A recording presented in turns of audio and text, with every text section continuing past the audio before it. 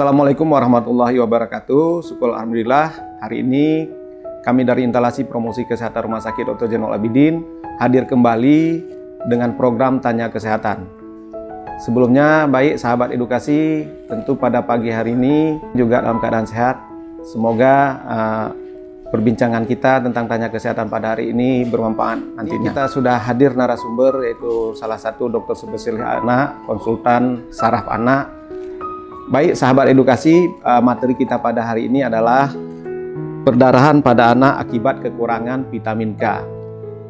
Di hadapan kita sudah hadir pemateri, yaitu dokter Anidar, spesialis anak, konsultan saraf anak.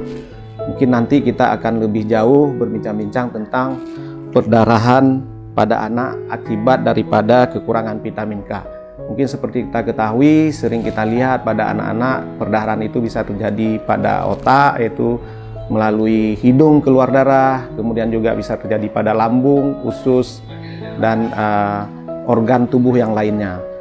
Akibat dari kekurangan vitamin K ini, itu dapat menyebabkan tadi perdarahan pada organ-organ tubuh yang sudah kita sebutkan. Mungkin untuk lebih jelasnya nanti, pada hari ini kita hadirkan narasumber kita, itu Dr. Anidar, spesialis anak konsultan. Kita sapa dulu. Assalamualaikum dokter. Waalaikumsalam warahmatullahi wabarakatuh. Gimana dok keadaannya hari ini, sehat dok? Alhamdulillah sehat. Iya dokter. Mungkin sahabat edukasi ini sudah menunggu-nunggu dok ini tentang pembahasan kita tentang kekurangan perdarahan akibat kekurangan vitamin K ini dok. Mungkin sering kita lihat, pasti pada ibu-ibu itu dengan melihat anaknya perdarahan, pasti dia akan lebih panik ya dok ya. Mungkin dengan hadirnya dokter pada hari ini mungkin dapat terjawab, yaitu tentang apa itu dokter, istilahnya ada PKDB dokter ya, PKDB yaitu vitamin K deficiency bleeding ya, atau perdarahan yang disebabkan oleh kekurangan daripada vitamin K dokter ya. Silakan dokter, mungkin nanti kita bisa menyampaikan kepada sahabat edukasi kita. Terima kasih. Mungkin salam edukasi untuk para sahabat edukasi semuanya. Pada kesempatan kali ini kita sedikit akan berbicara tentang perdarahan yang diakibatkan oleh defisiensi vitamin K.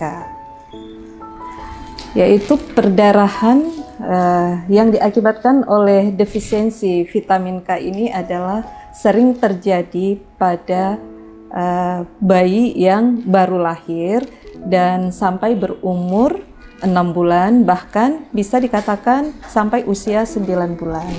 Makanya penting kita mengetahui nantinya bagaimana atau gejala klinisnya perdarahan yang terjadi pada saat bayi baru lahir dan bagaimana nanti akan pencegahannya. Nah, seperti kita ketahui, bayi baru lahir tersebut belum bisa membentuk vitamin K sendiri karena vitamin K ini dibentuk di hati, dan pada bayi baru lahir itu semua organ-organnya masih belum matang atau istilahnya imatur, terlebih-lebih lagi pada bayi yang berat badan lahir rendah. Dan ini resiko untuk terjadi defisiensi vitamin K adalah tinggi. Dikatakan bahwa 1 dari 200 kelahiran sampai 1 dari 400 kelahiran itu punya resiko untuk terjadi defisiensi vitamin K. Baik, pemateri kita sudah menjelaskan bahwa defisiensi vitamin K tadi dapat dialami pada bayi mulai sejak lahir sampai umur 9 bulan dokter ya. Mungkin para sahabat edukasi, pada ibu-ibu mungkin juga ini dalam hal mendeteksi defisiensi vitamin K tadi atau kekurangan atau perdarahan akibat vitamin K, karena kekurangan vitamin K terjadi perdarahan. Ini untuk mengetahui awalnya dokter, apakah gejalanya itu bagaimana, sehingga sahabat edukasi dan ibu-ibu di rumah juga bisa mengetahui kalau melihat bayinya demikian, itu sudah mengetahui bahwa itu kekurangan daripada vitamin K. Baik. Jadi untuk gejalanya, kalau pada bayi baru lahir itu sulit dikenali. Nah, sebenarnya seperti perdarahan yang lainnya, orang tua sulit mengetahui bahwa sudah terjadi perdarahan pada bayi. Nah, kapan orang tua mengetahui bahwa ini bayi saya perdarahan? Ya, jadi itu ketika terjadi gejala klinis yang lebih lanjut. Gejala klinis yang sering datang ke kita itu adalah apabila bayinya kejang, nah orang tua akan membawa ke dokter. Nah, jadi sebenarnya perdarahan akibat defisiensi vitamin K ini adalah bisa seperti Bapak sebutkan tadi, bisa terjadi pada semua tempat di bagian tubuh. Jadi bisa terjadi perdarahan saluran cerna, atau bisa terjadi pada ikatan tali pusat. Nah, tetapi yang paling beresiko akibat perdarahan ini adalah apabila perdarahan akibat defisiensi vitamin K itu terjadi di dalam otak, atau yang kita istilah kedokterannya atau istilah medisnya intrakranial, yang terjadi di dalam otak. Makanya tidak diketahui sampai menimbulkan gejala atau keluhan lebih lanjut, yaitu keluhan yang utama ibu-ibu membawa atau keluarga membawa itu adalah kalau bayinya sudah terjadi kejang. Dan kalau bayi terjadi kejang pada 3 bulan pertama, bayi sehat, kita perlu memikirkan jangan-jangan ini salah satu adalah akibat defisiensi vitamin K. Baik, menarik sekali dokter mungkin penjelasannya bahwa kekurangan defisiensi vitamin K tadi atau kekurangan daripada vitamin K, terutama dia dapat menyerang organ tubuh. Tapi tadi menarik sekali bahwa organ tubuh yang paling sering diserang itu adalah kepala dong ya, otak. Kepala otak ya. Ya. Mungkin bisa nggak dokter menggambarkan bahwa dari beberapa organ tubuh itu persentase tertingginya itu memang di otak atau ada di tempat lain gitu? Iya. Jadi untuk dikatakan ada dari beberapa kepustakaan itu dikatakan bahwa perdarahan otak itu terjadi bisa 75 sampai 80%. Jadi cukup tinggi. Di samping keluhan-keluhan yang perdarahan di tempat lain. Jadi kalau perdarahan di tempat lain, di saluran cerna, kita sulit mengenalinya karena kalau bayi itu tidak ada keluhan, ya, misalnya ini bayi yang baru lahir ya, kalau kita ketahui bahwa kalau perdarahan terjadi di dalam saluran cerna itu akan menyebabkan tinja anak atau buang air besarnya berwarna kehitaman. Sementara pada bayi baru lahir itu di 2 hari pertama, 3 hari pertama itu buang air besarnya masih berwarna hitam yang kita sebut mekonium. Nah, di situ sulitnya kita mengenal. Sementara bayi pucat itu baru akan dikenali oleh orang tuanya kalau hemoglobinnya itu sampai di angka 6. Nah, itu sudah terjadi perdarahan yang kadang-kadang bahkan bisa datang di hemoglobin 4 gram per sen. Sementara bayi baru lahir itu adalah hemoglobinnya masih tinggi, jadi di atas 12. Jadi cukup signifikan penurunan hemoglobinnya. Dan itu biasanya tidak dikenal oleh orang tua karena bayinya yang seperti tadi saya katakan, apalagi kalau kulitnya warna putih, kuning langsat, di orang tuanya mengira, oh bayi saya ini kan putih. Jadi begitu Pak. Ya, baik dokter, mungkin beberapa gejala sahabat edukasi sudah mendengar bahwa yang terutama juga apabila sudah menyerang otak tadi adalah timbulnya kejang dong ya. Pada saat bayi itu kejang, maka orang tua itu akan lebih panik dokter, kita lihat. Jadi banyak ya, mungkin kita juga merasakan apabila saudara kita atau anak kita yang kita lihat lagi kejang pada bayi itu udah sangat panik bagi keluarganya. Baik sahabat edukasi, mungkin selain tadi gejala yang lain setelah disebutkan dokter tadi, mungkin juga sulit untuk mendeteksinya karena pada saat bayi baru lahir. Mungkin dokter ini kita beranjak ke mungkin untuk pencegahannya dok, karena ini bayi baru lahir ini apakah bisa dicegah sejak dia sebelum lahir atau pasca dia lahir itu bisa kita cegah sehingga tidak terjadi defisiensi vitamin K tadi dok? Ya. Baik Pak, jadi kalau untuk pencegahan sebelum lahir terutama itu oleh ibu-ibu ya, ibu-ibu hamil, ya kalau menggunakan obat tertentu, misalnya ibu hamil dengan ada penyakit kejang atau epilepsi sehingga rutin meminum obat. Nah, itu perlu dilakukan pencegahan dengan pemberian vitamin K sebelum lahir. Nah itu mungkin adalah dengan konsultasi dengan dokter kebidanan. Nah, untuk anak sendiri apa yang kita lakukan? Nah, itu kita ya sudah melakukan atau ini sudah menjadi protap seluruh Indonesia itu bahwa pemberian vitamin K begitu bayi lahir.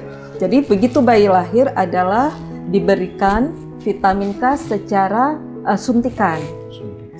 Dan itu sudah kita lakukan, artinya itu dari program WHO dan Depkes itu sudah mewajibkan untuk pemberian vitamin K injeksi begitu bayi dilahirkan. Berarti seluruh bayi itu wajib mendapatkan vitamin K.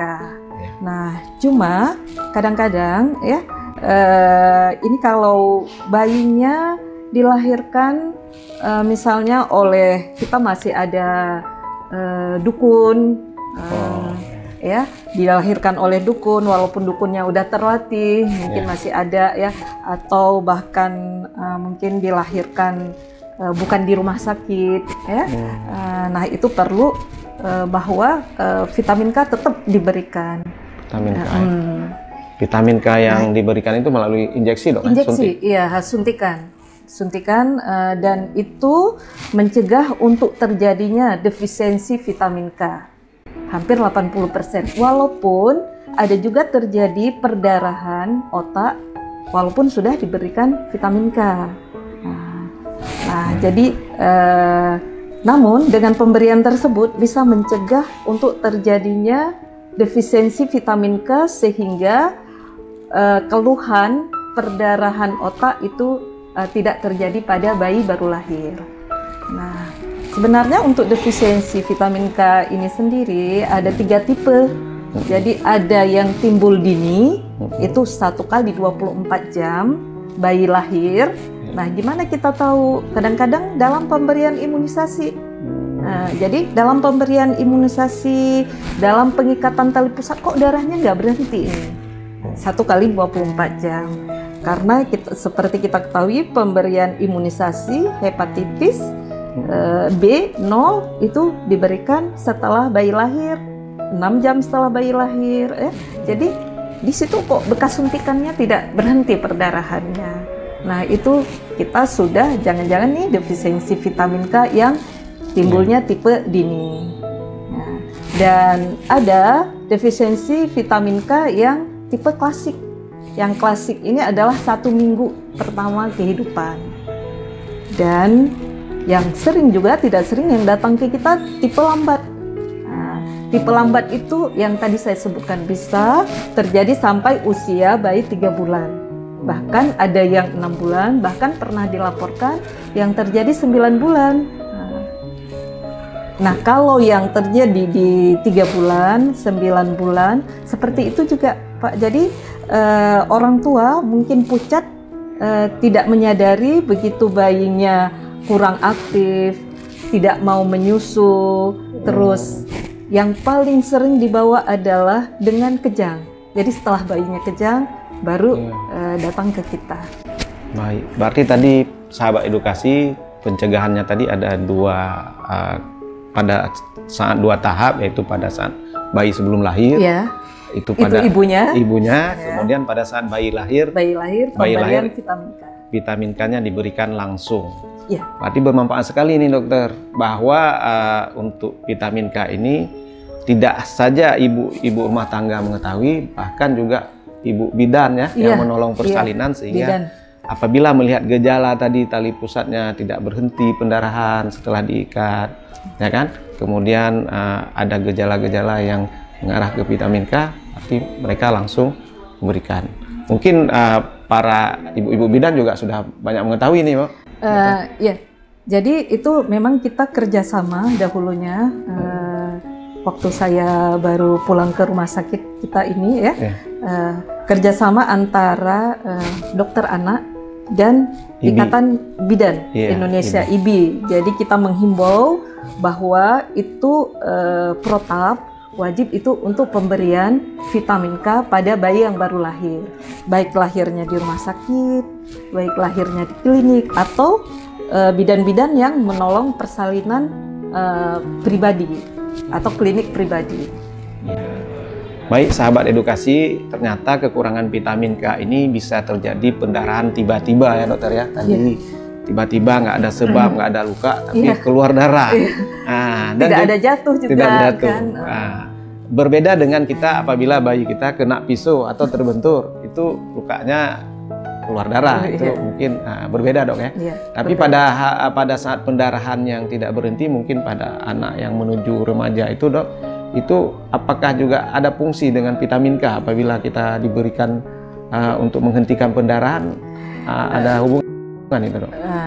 Ya, setelah dia dikatakan bahwa setelah 7 sampai 10 hari, artinya 2 minggu kehidupan, itu vitamin K mulai diproduksi oleh tubuh sendiri. Karena untuk menghentikan salah satu faktor pembekuan itu adalah fungsi vitamin K. Nah, untuk yang anak-anak remaja itu sangat tergantung penyebabnya apa itu Pak. Apakah perdarahannya akut atau perdarahannya kronis. Kalau akut misalnya akibat trauma, misalnya trauma kepala, ya, atau trauma tumpul di abdomen. Nah, kalau penyebab kronis mungkin ada hal-hal lain ya yang menyebabkan gangguan pembekuan pembuluh darah. Ya, baik sekali. Mungkin sahabat edukasi, tadi penjelasan dari pemateri kita bahwa pencegahannya itu pada bayi ya tetap protapnya itu setelah baru lahir bayi langsung disuntik vitamin K.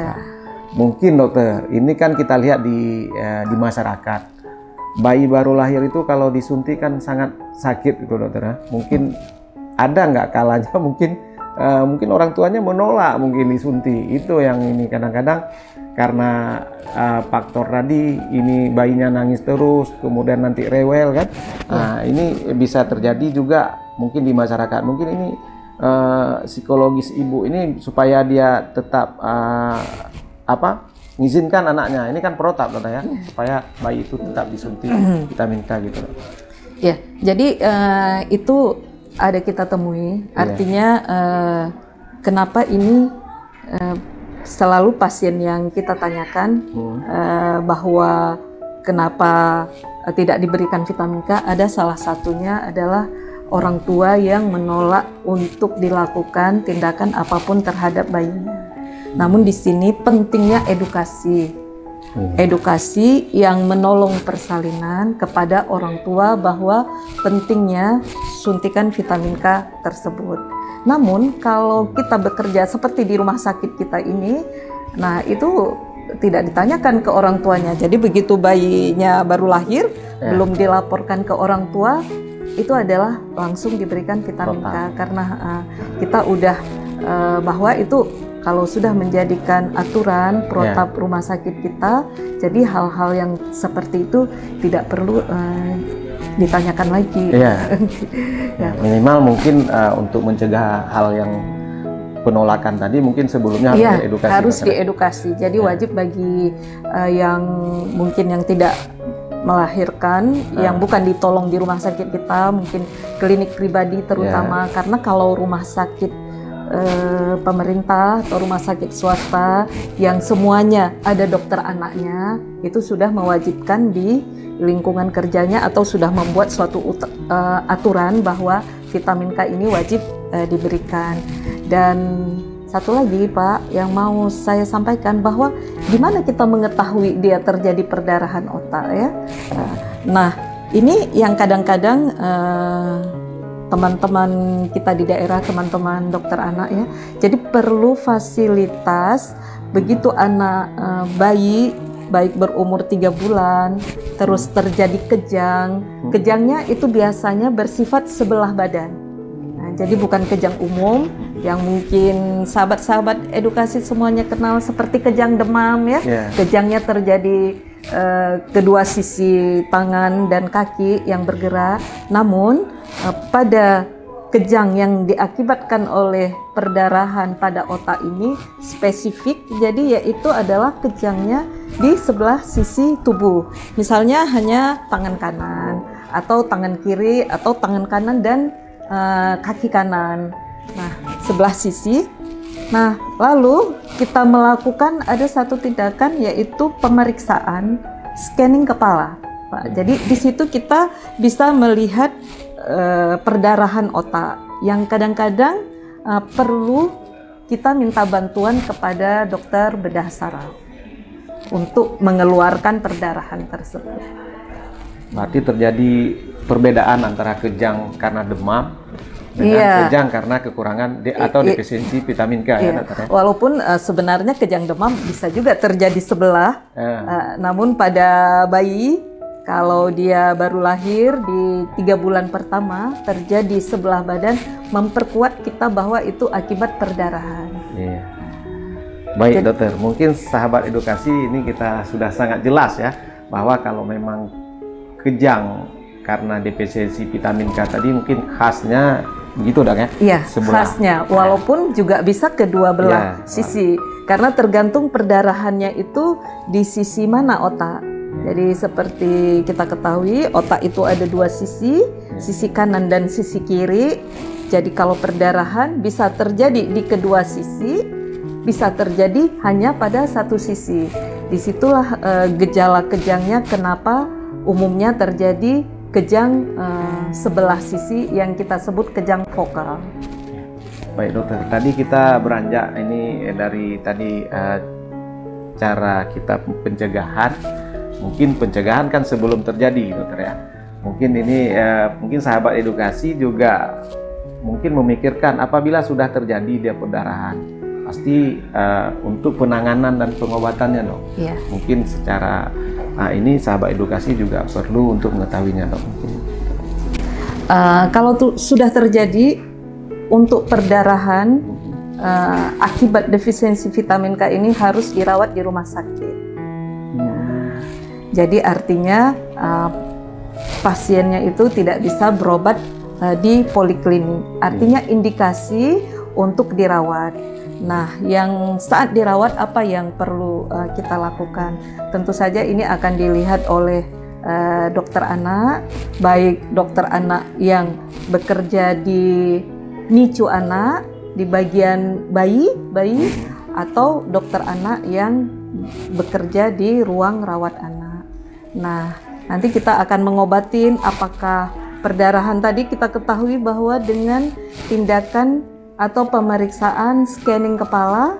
Nah, di situ kita bisa melihat apakah perdarahannya terlalu besar atau perdarahannya minimal atau sedikit, yang nantinya kita akan konsul ke dokter bedah saraf apakah perlu tindakan operasi atau tindakan hanya cukup konservatif, artinya dengan obat-obatan. Tentu saja dalam tindakan untuk obat-obatan ini kita menghentikan kejang, karena tadi biasanya pasiennya masuk dengan kejang, ada yang kejangnya hanya beberapa kali, ada juga yang kejangnya bisa yang kita sebut status, artinya kejang yang berkali-kali. Berulang dong ya? Iya, berulang, kejang status konvulsivus atau status epileptikus. Berarti cara penanganan dan pengobatannya tetap ke pelayanan kesehatan, kemudian dirujuk ke rumah sakit. Ke rumah sakit, benar. Yang memenuhi fasilitas pelayanannya lah gitu dok ya? Iya. Baik dokter, mungkin kita lihat tadi ada setelah terjadi pengobatan, setelah dia memang mengalami pendarahan akibat defisiensi vitamin K tadi, ada nggak komplikasi dengan penyakit-penyakit lain dokter? Ini karena pada bayi juga sulit kan? Betul Pak. Jadi akibat perdarahan ini yang kita takutkan, bahwa perdarahan di dalam otak itu akan bisa menyebabkan gangguan perkembangan dan pertumbuhan bayi di kemudian hari. Seperti kita ketahui adalah bahwa bayi itu begitu berkembang, begitu dia lahir, saraf-sarafnya akan berkembang sangat cepat. Mungkin Bapak pernah mendengar 100 hari pertama kehidupan. Nah, di situ artinya bagaimana kita memaksimalkan perkembangan dan pertumbuhan bayi. Nah, akibat perdarahan di otak bisa membuat komplikasi jangka panjang. Salah satunya adalah misalnya bayi di kemudian hari bisa menjadi epilepsi. Terus yang lainnya sel-sel sarafnya tidak bisa berkembang, terhambat karena diisi oleh darah tadi, maka bisa terjadi ukuran lingkar kepala bayinya nanti menjadi kecil. Sehingga kalau ukuran lingkar kepala bayinya menjadi kecil, bahwa perkembangan bayi nantinya akan menjadi suatu permasalahan. Misalnya bayinya perkembangannya telat bisa tengkurap, tidak bisa duduk atau telat bisa duduk, tidak bisa berdiri atau terlambat, dan hal-hal ini adalah kita menyatakan bayi ini menjadi bayi resiko tinggi untuk terjadinya keterlambatan perkembangan di kemudian hari. Baik, sahabat edukasi, pada hari ini mungkin materi kita juga sudah banyak sekali ini kita mengetahui tentang defisiensi vitamin K. Tadi ada terakhir penjelasan dari pemateri kita bahwa ada terganggunya tumbuh kembang, tumbuh kembang ya. Jadi kan di layanan bagian anak kita ini kan sudah ada sub-subnya dokter, ya, ya sudah banyak. Ya mungkin pemateri kita hari ini adalah sub bidang saraf anak. Nanti juga terkait dengan sub tumbuh kembang dokter ya. Baik dokter, mungkin ada trik untuk sahabat edukasi kita dok dalam hal pencegahan dan penanganan terhadap defisiensi vitamin K ini dokter. Sebelum kita akhiri, mungkin dokter ada pesan-pesan terhadap sahabat edukasi untuk deteksi dini terhadap defisiensi vitamin K. Ya sahabat edukasi, bahwa untuk pencegahan defisiensi vitamin K ini adalah bahwa pastikan setiap kelahiran bayi-bayi kita mendapatkan yang pertama adalah suntikan vitamin K. Bahwa perubahan apapun yang terjadi pada bayi kita, yaitu mengisap atau menyusui ASI, atau bagaimana aktivitas bayi kita sehari-hari, karena begitu terjadi perdarahan, penurunan HB atau hemoglobin itu akan terlihat pada bayi. Bayi akan cepat lelah, terus lesu, tidak aktif, dan bahwa hal itu bisa ibu-ibu atau sahabat edukasi untuk konsultasi kepada dokter anak sebelum terjadinya kejang. Karena jika sudah terjadi kejang, itu umumnya atau dikatakan hampir 80% itu hemoglobinnya sudah turun. Jadi bisa bayi-bayi ibu itu hemoglobinnya sampai 6 atau bahkan 4 gram per desiliter. Sahabat edukasi sekalian, rumah sakit kita, Rumah Sakit Umum Dr. Jenal Abidin, itu kita punya poli yang terpadu untuk bayi-bayi kita. Ada poli sehat dan ada poli sakit ya. Untuk saraf, untuk poli saraf anak sendiri itu kita ada di hari Senin dan hari Kamis. Sementara untuk poli tumbuh kembang itu kita ada setiap hari, Senin sampai Jumat. Mungkin itu berguna untuk sahabat edukasi dan ibu-ibu sekalian. Baik, sahabat edukasi sekalian, tadi sudah kita dengar penjelasan dari pemateri kita. Maka kami dari Instalasi Promosi Kesehatan Rumah Sakit Dr. Jenal Abidin, saya selaku pembawa acara Suparman Wisda, dan pemateri kita Dr. Anidar, spesialis anak konsultan, pamit undur. Salam sehat, salam edukasi. Assalamualaikum warahmatullahi wabarakatuh.